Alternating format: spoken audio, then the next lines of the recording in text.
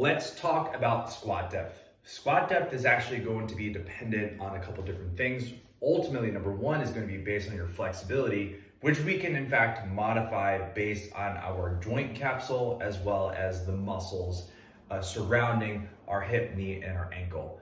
Another position that we have to think about is actually our specific anatomy and the limitations of what our body will actually allow us to be going through. The third component to squat depth is actually understanding when we should actually be loading up a squat versus an unloaded squat. For example, here I am sitting down at the bottom of the squat. This is me actually going to be focusing on me just sitting here kind of relaxing. I call this bottoming out. And what that means is I'm at the bottom of my squat and I'm really more in a relaxed passive position where I'm actually just resting on the passive structures of my hip, most likely going to be my hip joint capsule and actually the position of my femur. This is a position that I can spend many hours throughout the day kind of just chilling out doing my day-to-day activities. Unfortunately, when I'm in this position, this bottoms out position, that also means because I'm spending a lot of time in this position, it's not a very active position.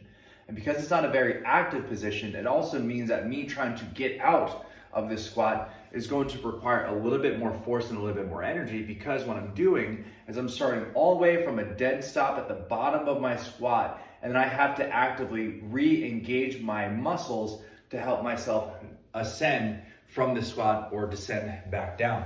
Now, this is very different compared to what I like to call our loaded and active squat, because when we're doing our loaded and active squat, you get to a point where you have to stay active. You're generating maximal amount of tension. Right now, I'm holding myself up to prevent myself from actually bottoming out. And as you can see, there's a big difference between me having an active squat versus a relaxed passive squat.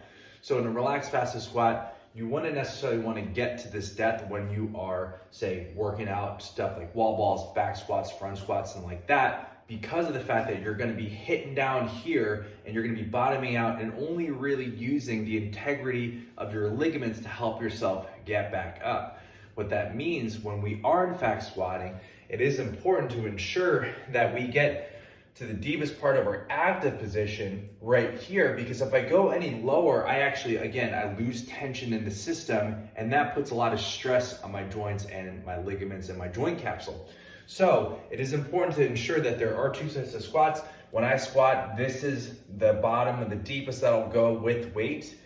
And if I'm going to be hanging out doing work on the floor, this is where I'm going to be sitting back and relaxing. So it is important for us to understand that there are in fact two depths of squatting, and knowing that the passive squat is going to be more where you're chilling out. Active squatting is where you're going to generate as much tension to help yourself get out of the hole, which also means that we need to be confident in our ability to maintain that specific position and not go any lower, again, because it does put ourselves at a little bit more of a compromise, but more so inefficient position.